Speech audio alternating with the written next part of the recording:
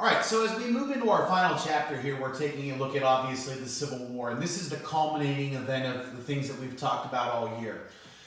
From the beginning of the year, we talked about the development of the North American continent, colonization, and ultimately the foundations of what became the United States of America.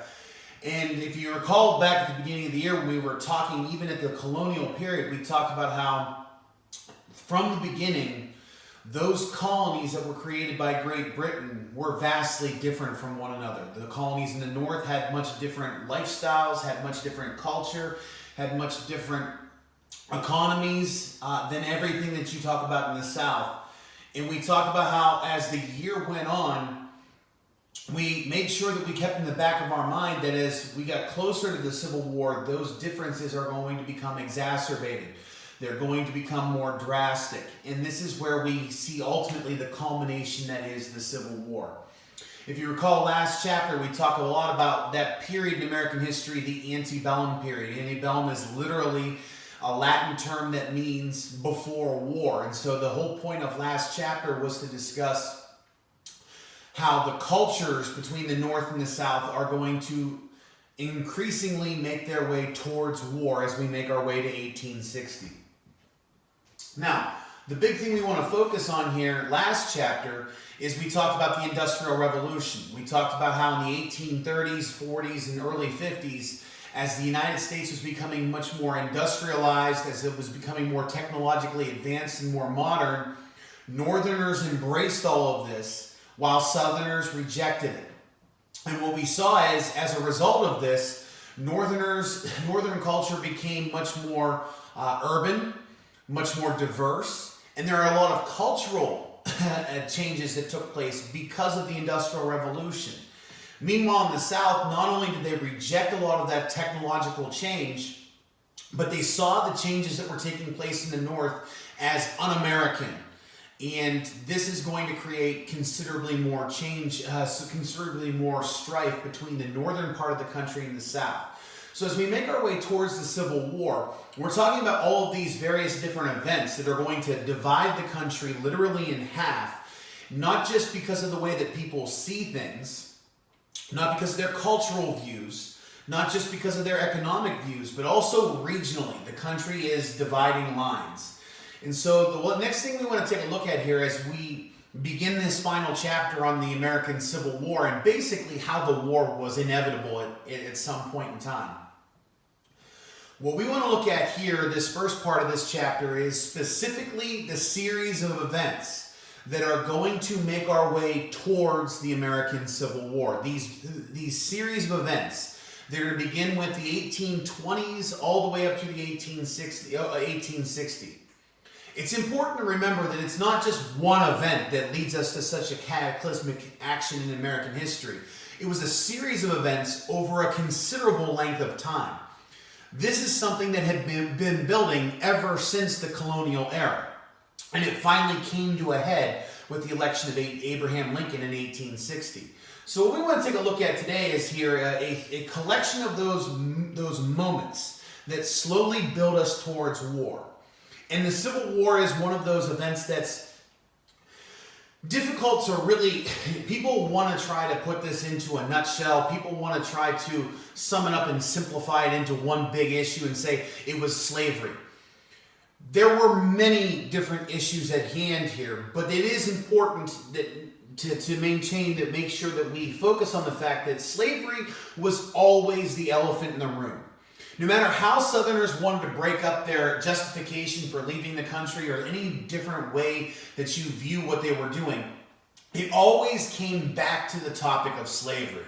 And so what we're looking at here over the course of today and tomorrow, as we're looking at these series of events that slowly build us towards the Civil War, we want to take a look at a bunch of different events that happened over the course of 30 to 40 years that usually revolved around slavery. So, for example, one of the major events that lead us towards the American Civil War is this debate over slavery. And this goes all the way back to when we talk about Thomas Jefferson purchasing the Louisiana Territory.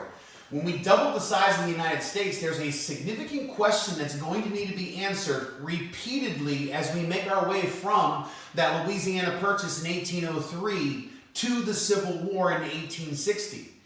Over the course of 57 years, you're looking at many different states in that Louisiana territory that are going to apply for statehood. And the question becomes, each time one of these new territories applies for statehood, is it going to be a slave state, or is that territory going to be a free state? And the problem is, you have to ask yourself a question. As a country that is founded upon the principle that all men are created equal, how do you get away with a situation where more states include slavery than don't? So each time one of these territories applies for statehood, that's the question that continuously comes to bear. So for example, when Missouri applied for statehood in 1820, at that time, if you look at the way the United States Constitution is constructed, in the Congress, in the House of Representatives, each state is represented according to its population. There was a larger population in the North. More cities equal more people. The Industrial Revolution had made that situation even more obvious. By the 1820s and 1830s, it was already happening. The House of Representatives had been largely controlled by the people from the North. However, the great equalizer in American Congress, back then as well as today, is always the Senate.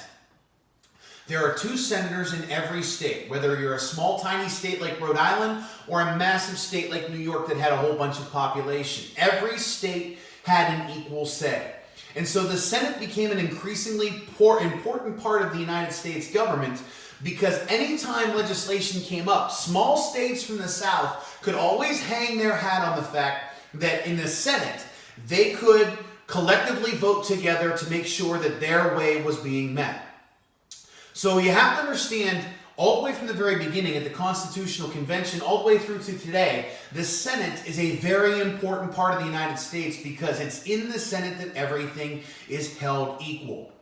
Now, if Missouri had applied for statehood in 1820, and the Missouri Territory did include slavery, and it was understood that when Missouri became a state in the United States, it was going to be a slave state. So the question became that if Missouri applies for statehood in 1820 and it becomes a slave state, at that time there would have been more slave states in the United States than free states. And that would have been a significant problem.